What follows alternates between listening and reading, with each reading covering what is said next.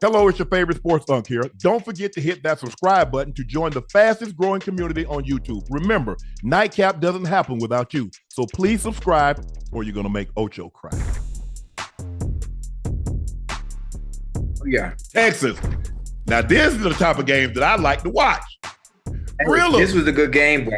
Listen, I don't know. I don't even know what the tickets. I don't know what the ticket prices were. I don't care if they was nosebleed. I don't care if you were sitting at the 50-yard line.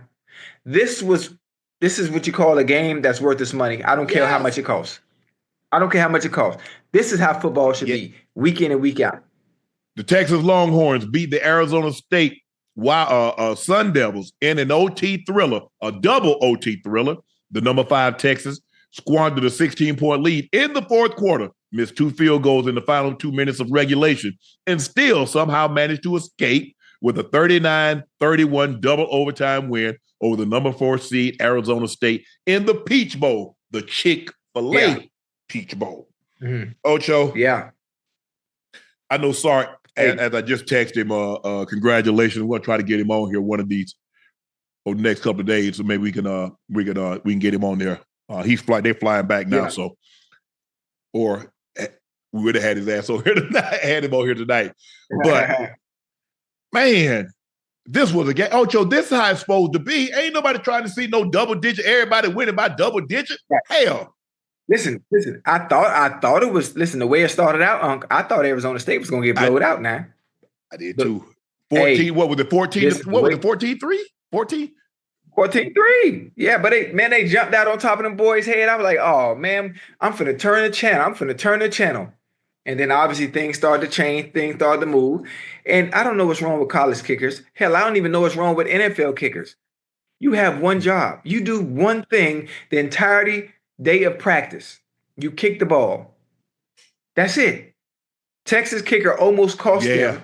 Almost cost him because he missed 2 key field goals that could have sealed the win. Now they did win the game, but ain't no telling what could have happened.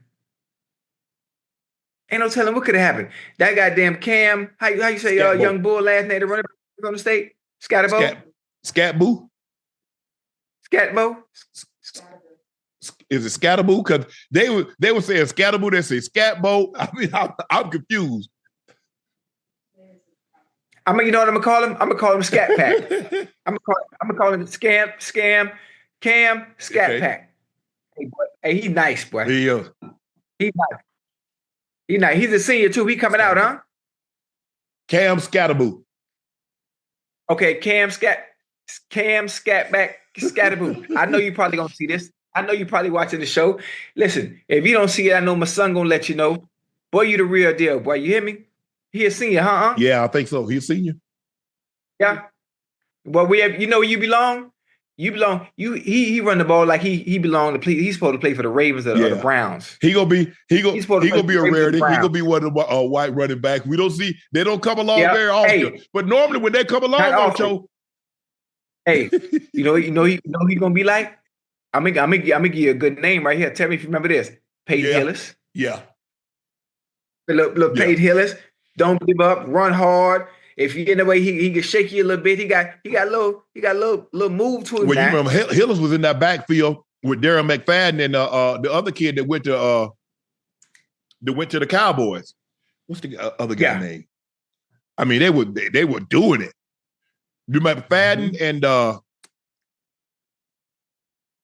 what's his? I can't think of the guy's name. What's the guy's name, guy? I know y'all. People talking about Toby Gerhart, the old Cardinal, Stanford Cardinal. He was at Arkansas. Felix Jones. You remember Felix Jones? Oh, I remember Felix. Darren Jones. McFadden, yes. All it was in the backfield. Yeah. Yes. But this is where a game's supposed to be. Quinn Ewers, 20 of 30, 322, 3 touchdowns, 1 interceptions. They didn't run the ball particularly well. 30 carries, 53 yards. Golden had a big catch.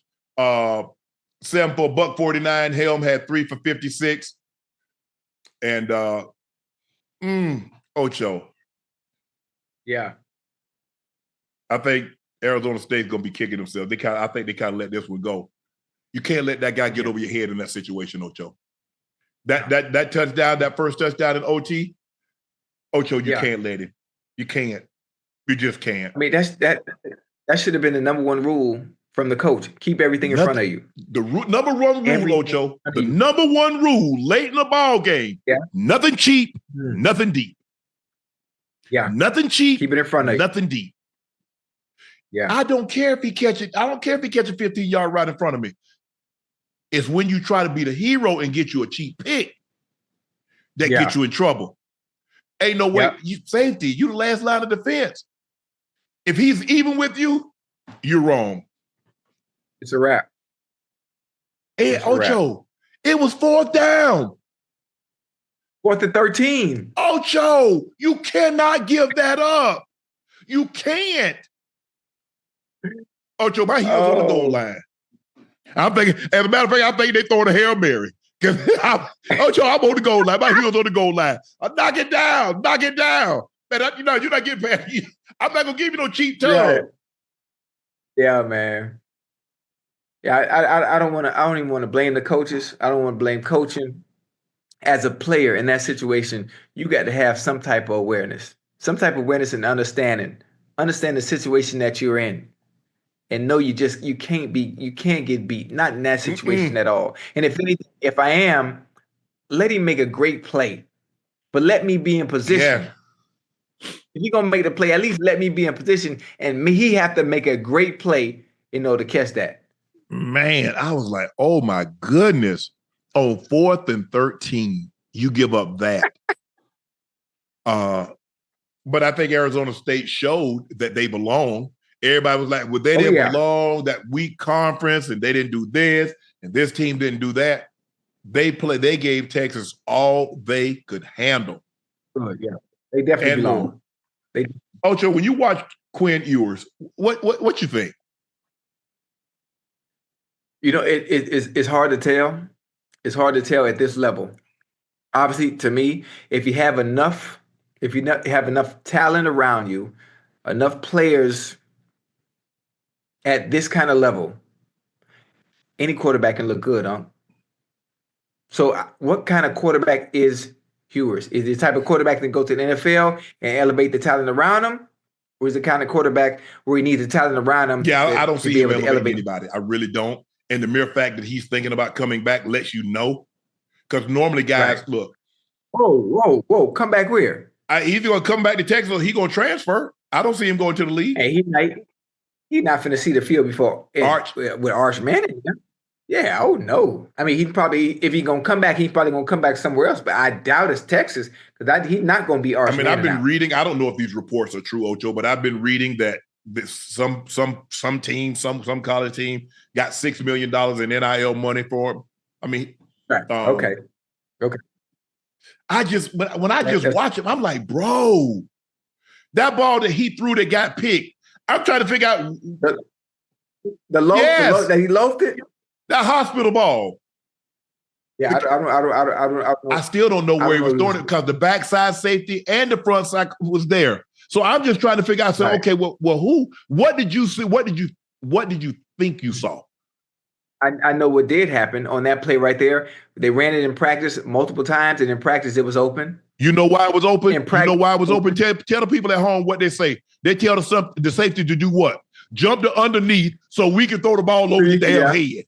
And that's exactly what he did. That's why he threw the ball. Anyway, instead of understanding and reading your coverage, and you just letting the ball go. And it's not open. Because that's what happens. What happens is you go draw the thing up, and there's the guy circle. Okay, we want to throw the ball. Now the guy that's running the scout team say, hey, safety, you drop the crossing route, and we're gonna throw the post over your head. Boom. Well, come game time, hey, can you drop this over route so we can throw the post behind your head? He gonna read it. Right. Duh, you should read it. But you see what happens, Ocho? When you make your mind up pre-snap that you throwing the ball, that's what happens. Yeah. That's what happens. Yeah. He had his mind made up. I'm throwing this post no matter what. Bro, ain't no way you read that and said, you know what? I'm throwing this. And then he throws it like a punt. Yeah. That's got to be on the line. But even if it was on the line, First of all, that was targeted too because the backside guy left his feet and hit the guy in the chest. But they didn't, they didn't want to we can't call that targeting, blah, blah, blah, because they returned the favor because by the letter of the law, the Texas guy targeted. But they didn't want to impact the game in that way. They said, no targeting. But that was absolute targeting. He went helmet to helmet. And the other guy left his feet. He launched. They say you can't launch yourself and hit the guy in the neck or the shoulder area. He launched, and they say you can't use your helmet, the crown of your helmet, to make a tackle. He went helmet to helmet with the guy. But it's like, man, we can't impact this game like this here. We can't. They pick and choose. They pick absolutely and choose right. Call it now. They got to find some level of consistency when you're making these calls. Texas had 375 total yards. Arizona State had 510. Total rush yard, Texas had 53. Arizona State had 214. Quinn Ewers was 20 of 30, 332, 3 touchdowns, 1 interception. Sam Levitt, 24 of 46, 222, no touchdowns, 1 interception. But that last interception, Muhammad made a great play. Give him credit. I mean, sometimes, Ocho, we keep blaming the quarterback, but you threw that, blah, blah, blah. Right. But the defensive guys, they study film too. He made a hell of a play. And he didn't settle with just trying to break it up. He caught the ball. He caught it. And it's okay. Hey, 84, you got to make that play. Hey, coach, you get paid too. What? You think Bronco players the only one that make money in the NFL? They don't. Right, and they study film, and they got coaches too. Oh, okay. Yeah.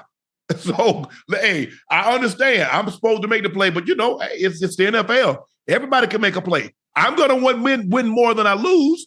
But, hey, that guy made a hell of a play on that interception to seal this victory, Ocho. Yeah, he did. But you can't get beat on 4th and 13, Ocho, over the top for 2. You cannot. You can't, Ocho. You cannot.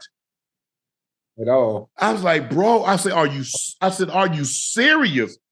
Now that should have been a conversation had with the not just the head coach, the defensive coordinator, the DB coach, the secondary coach, the man upstairs in the booth. Don't get beat deep. You can't. Nothing cheap, nothing deep. I am not. You will not complete this ball over my head. You're not. Because, Ocho, at worst case scenario, I'm going to make you line it up again and try to run another series of downs in order to get the ball in the end zone. Right. Now, the only thing you can hope is that once that guy gets over your head, either Quinn Ewers underthrows him or the guy drops the football. But now it's out of your hands. See, I want to play in my hands, Ocho. I want to play in my hands. I get him on the ground. That's all I got to do. Get him on the ground. Well, you get him on the ground in the end zone, it's still a touchdown. You don't get no tackle for that. You got to tackle him in the field of play or push his ass out of bounds in order for you to get a tackle. Once he in the end zone, guys, and do me what, Ocho, can guys do me a favor, college kids? If a guy get a first down, can y'all stop celebrating? What did you do? Hey, come on, Unc. Wait a minute now. Ocho, the guy got the first down. Hey, when you get that first down, I'm talking about the defense. Oh, the defense. You got a big hit on somebody. He got a first down. Oh, I thought you meant a receiver. No, okay, I'm like, okay. bro. Right. I'm like, what? Maybe I missed something. I said, let me rewind this because I want to see what you did. It's still a first down. Yeah. Now, look, these college kids, they're going to celebrate that. I don't mind them celebrating. And plus, Ocho, if you make a tackle, as a defender, what's your job? Make a tackle? You can't celebrate every tackle. If you get a sack, Ocho, I get it. Yeah, tackle for loss. Tackle for a loss. You get a sack, Ocho. A big key third down. You want to do this. Right. I get all that, but bro, the guy get 3-4 yards and you jump up celebrating. Come on now. Now we doing way too much with this. I'm like, damn. They having a good time out there, man. Gee, Skattebo. 30 carries, 143 yards, 2 rushing touchdowns, 8 catches, 99 yards. Had that guy not pulled his face mask, he's going to drag his into the end zone. Ocho, Skattebo was so outstanding. He was named Peach Bowl offensive player of the game. Yeah. You don't see that very often. His name is Scat Pack. Skattebo. Scat Pack. Scat Pack. Well, Scat Pack did something that you don't see very often. A guy winning offensive player of the game from a losing team. It's only happened, Jerry West, the first year they gave out Finals MVP in 1969, Jerry West won the award on a losing squad. They lost the championships 4-3. The final game they lost on their home court. Again, now you got to go back to the football. Chuck Howley, he won Super Bowl MVP on a losing squad. They lost 16-13 to the Colts. Chuck Howley was the MVP. That's the only time that I can remember somebody from the losing squad winning an award. Now, I'm not saying that maybe it's happened. I don't know if in baseball, if somebody's won a World Series MVP from the losing squad, I have to go way back, but I don't remember. I don't think it's happened in the last 25, 30 years. But it just goes to show you just how outstanding that this gentleman was from the Sun Devils, running and catching the football. He was. He belongs. When you're able to perform like that against a team like that, it lets you know you belong, regardless of the conference you play in. Oh yeah. But you can tell guys that the talent shine above.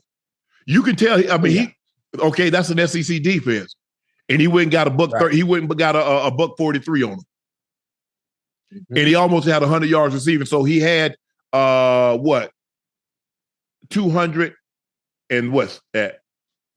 242 yards of total offense. That ain't bad. And 2 touchdowns against an SEC defense. When you go play, and if you're at a small school, Ocho, if you play upper level, say you go to Division II and you play FCS, or you FCS and you play D1, the talent will shine through. Darius Leonard, when he played Clemson, he was at South Carolina State. He had 29 tackles. Oh, he could play. Yeah. I played Georgia Southern. They were the 1AA national championship the year we played them. I dropped 202 on them. Oh, he could play. Elon was the NIA national championship the year before. I dropped 221 on them. Oh, damn. He did that? Yeah. And you know what? This is another conversation that I always like to have, where young players coming out of high school, they're always so focused on all their offers and where they're going. And I say it again, if you really like that, if you really like that and you feel you're as good as you think you are, it really don't matter where you go. Right. Because you can put up performances like that, which you were able to do against better. Oh, yeah, for sure. Which you were able to do better talent, or being like Scat Pack and coming out there and performing very well against.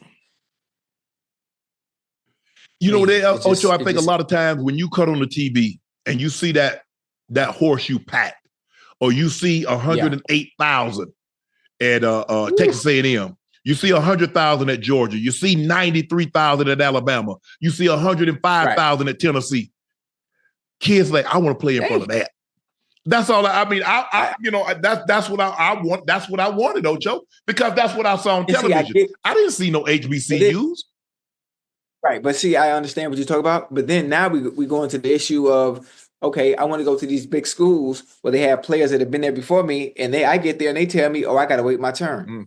Or I might not touch the field as much because we have so-and-so and he has seniority over you. Not about, you know what, I'm coming in here to compete for the job, but you mean to tell me he has seniority over me, so he's probably going to play before me, instead of let me have an opportunity to beat him out, regardless of what his grade level is. They had no choice. Juniors, freshmen. Oh, they had to play me, Ocho. You think Jeremiah Smith was going to go to Ohio State and have to sit behind somebody that's a senior or junior because they've been there for three or 4 years? Man, you better get on up out of there then, because, you know who coming. Hey, they had to play me, Ocho. Oh, what? You thought? Oh. Yeah. I was one of the few freshmen that traveled. I ain't just traveling. Oh, you could travel this week. Man, travel to do what? Stand on the sideline of my uniform? Oh, hell no. Nah. Right. And And the first game we played, Ocho, our first home game, man, I was so embarrassed, Ocho. I caught a go ball, Ocho. Right. 56 yards. Got tackled on the 1. Oh. My first catch in college. Hold on. What you embarrassed man, for? That's supposed to be a 57-yard touchdown, not a 56-yard catch. Well, why you got to stiff him? You got to catch that thing and get that stiff arm back behind him. It felt like I was running. It felt to me like I was running in slow motion. I was like, damn, is somebody pulling the end zone away from me? Damn. Oh shit! Hold on, man. They got the AC on in here. What you mean they? You? Nah, I mean, no. Listen, when you come to a hotel, right? And the hotel know you in the cold city, they should have all the rooms already set with the heat on. Well, see, if you had an assistant, the assistant would tell them, Mr. Johnson, like his temperature set at a certain temp. So when I get to my hotel room, the hotel is already at temperature of 68 degrees. Well, how about if my assistant didn't decide to leave me, that's been my assistant for the past 5 years, didn't decide to motherfucking up and leave, then maybe my goddamn heater would have been on when I got Well, all I know is that she say, first of all, as long as you cursing, she ain't coming back. Second of all, she say she ain't no more for assistant. But you said you was looking for an assistant. Yeah, I was, because I had to get a new one. She gonna be your assistant? She got her stuff to do, Ocho. Hold on. You knew what you signed up for when I. You didn't tell her that. I did. I gave it. Listen, I gave it the paperwork. I gave it the paperwork. This is what I come with. Like, are you able to abide by these obligations that I need? Now I need help in my life. You paying for that? Now, how much you pay for that? Huh? Because I know what I paid my assistant. Oh, she make back maybe about 150, 180 a year. Okay, that's good money. Yeah, that's exactly. What I pay my assistant. Yeah. But then everything you have to worry about nothing. Hey, you get into the car, the seat's already pulled all the way forward. You don't have to do none of that. Hey, Mr. Sharpe like his bag, this bag, his duffel bag, he like it sitting next to him. All that, Ocho. Yeah, but you got to understand, I ain't had that for 2 months now. So now I got to feel a position. I don't got time to wait no more. It's a new year. It's 2025. I ain't got time to play. And I ain't got time. Rail probably need with her busy schedule. She got a Netflix show coming out. She got another show coming out. Listen, hold on. Before all that came along, you knew what the obligations were when you signed up. No, did you relay that information to her? I did. It was in the goddamn contract. Ain't nobody tell you to sign the motherfucking dotted line if you want to finish the goddamn job. All right.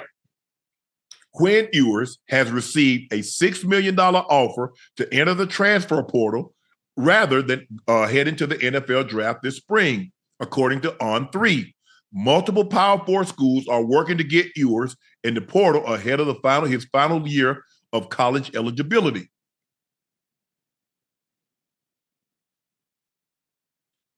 $6 million for 1 year, Ocho. Yeah, he got to come back. He has to come back and continue to work on his game, because when you watch Ewers, I need your play to pop out on the screen. I needed to pop out. When you watch a Joe Burrow in college, you watch a C.J. Stroud in college, when you watch other quarterbacks like the Cam Wards, they pop out on the screen. There's something special about those individuals. Special. So he needs to come back another year, no matter where it is. And, I agree with you. I agree with you, Ocho. I don't see special. I see a good college quarterback, but I don't see special. Right. I don't see, man, a must have, a guy that's boy, if they get him, he's gonna drastically change their fortunes. I don't see that. Now, let's see. I mean, he might come back and get better, because nobody saw that. If you'd asked the teams that were going to look at Joe Burrow before he came back for his senior year, Joe Burrow didn't seem special, but he came back for that year. He was special. Mac Jones. Hell, if Mac Jones don't come and get that 1 year, Mac Jones ain't no first round pick. Right. Sometimes, look, and I don't blame people like, well, look what, yes, okay. Now, can he make it happen? You throwing to Devontae. You got Najee. You got Waddle. You got a very, very talented team. It just goes to show you just how good he was because he kept Bryce Young on the bench. And we see Bryce Young the next year won the Heisman. Hey, and also look at the talent. This is what I like about Bryce too. Now we saw Bryce win the Heisman, but you look at the talent that Bryce had around. Yeah, for sure. So you thought he got to Carolina. You thought something was wrong with him.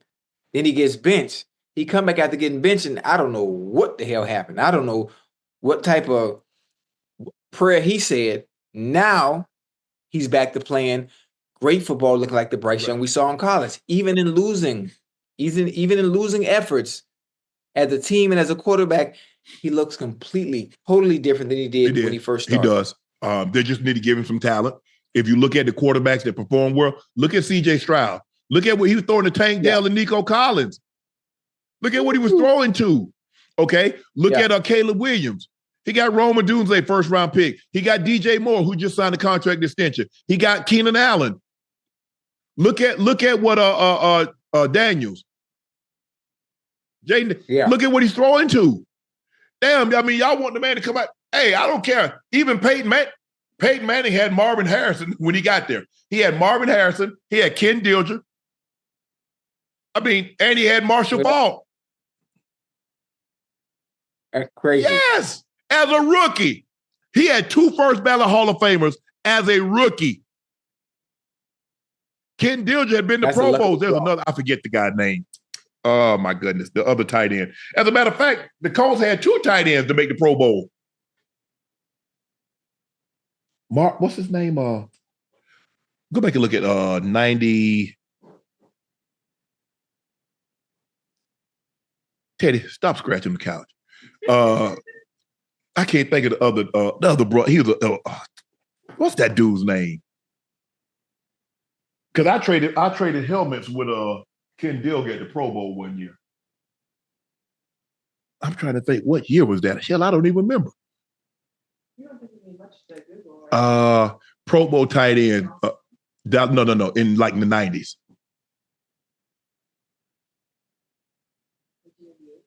Yeah. Marcus Pollard. Thank you, Chad. Marcus Pollard. I remember Marcus Pollard. Hey, I ain't heard that name in a minute, man. So, I mean, y'all want these guys to come out here and do spectacular things, but go back and look at your favorite quarterback and see what they were throwing to. Y'all do realize that when Mahomes became the starter, y'all know who he was throwing to, right? He had Tyreek. He had Sammy Watkins. He had Travis Kelce. Could I interest you in any of those guys? 2 of those guys are going to the Hall of Fame. Tyreek and Kelce going to go to the Hall of Fame. That's what he was throwing to. Look at what Big Ben had to throw to. Oh, no, look what he's always had to throw to. Thank you. Always. Hey, the Pittsburgh Steelers are just like Cincinnati when it comes to receivers. You know that? You notice that? They could draft them. They always have good receivers come through that channel no matter what.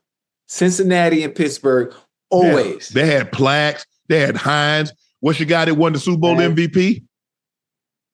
Santonio Holmes.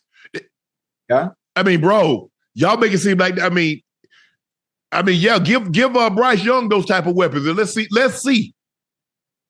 You got to get a guy something to work with.